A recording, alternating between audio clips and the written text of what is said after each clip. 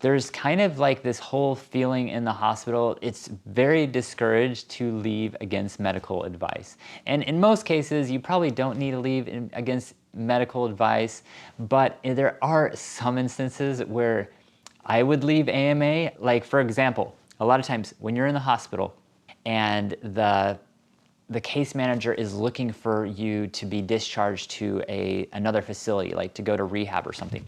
Sometimes there's some placement issues, and you may be in the hospital for an extra 2, 3, 4 days, a month sometimes, and you're just placed in the hospital because they don't have any other place to discharge. This happens all the time. I see patients that are just sitting in the hospital, like waiting for a facility to accept them, and it could be days or weeks. And every day they're in the hospital, there's going to be a charge associated with that.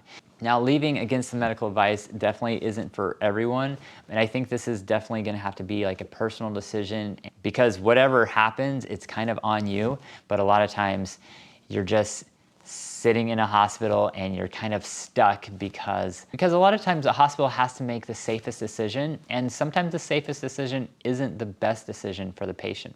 Sometimes keeping a patient in a hospital longer ends up impeding the patient's ability to progress and become more independent.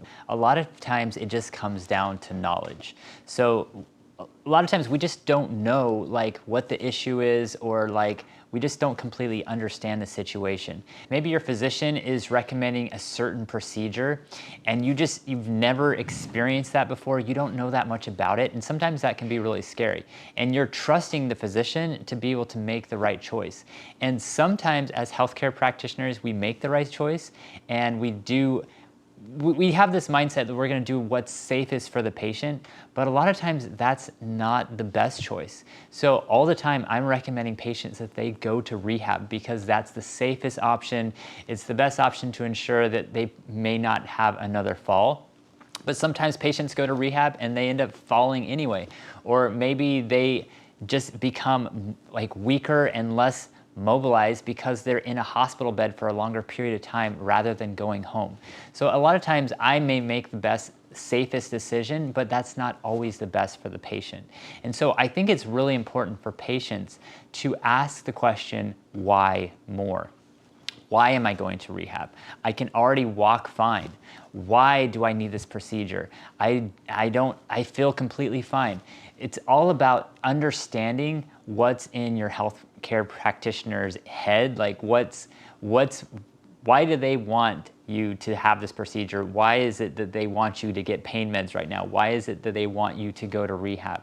If you can understand that, it will give you a better understanding of if you really do need that care, or if maybe you should just leave against medical advice. Maybe you don't need to go to rehab, and maybe you can find someone at home that can provide the same level of care that they could provide at rehab. But maybe you have like a cognitive issue, and rehab really is the best option. So it really is a risk that you take, but I think that the more you understand your condition and the more you understand why this person wants you to go to that facility or get this procedure done, that's really going to help you understand if you should follow their advice or if you should leave against medical advice. Anyway, I hope this was helpful. Leave your thoughts in the comments below. Please like, subscribe. I will see you in the next one. Have a great day. Thanks.